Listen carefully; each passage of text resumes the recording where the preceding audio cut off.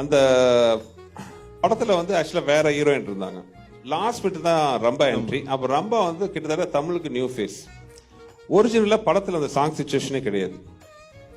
Original படத்துல song situation, இந்த அழகிலையில song சிச்சுவேஷனே கிடையாது.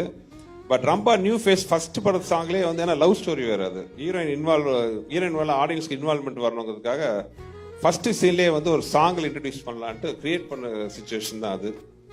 பட் லக்கிலி பாட்டு செம்ம ஹிட் ஆச்சு. இன்ஃபேக்ட் ரம்பாவில் கிழிஞ்ச கவுன்லலாம் ஆடி இருப்பாங்க. அதெல்லாம் தாண்டி ஆடியன்ஸ் எக்ஸ்கியூஸ் பண்ணி பெரிய ஹிட் ஆச்சு. Okay okay okay sir. நான் ரொம்ப மிஸ் பண்ற ரெண்டு ஆர்டிஸ்ட், கவுண்டமணி அண்ணனும் கார்த்திக் சாரும். அதாவது எங்களோட அவங்க கூட ஒர்க் பண்ணது வந்து என்னோட கோல்டன் பீரியட் நான் சொல்லுவேன். அது ஒன்று. ஆக்சுவலாக அந்த இது பர்டிகுலராக அந்த கவுண்டமணினா நக்மா சாங் என்னன்னா,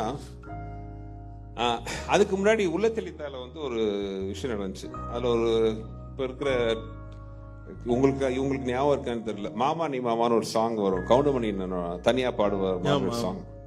அது என்ன கஷ்டப்பட்டாலும் பாத்தீங்கன்னா இன்ட்ரோல் பிளேஸ்மெண்ட்ல வருது.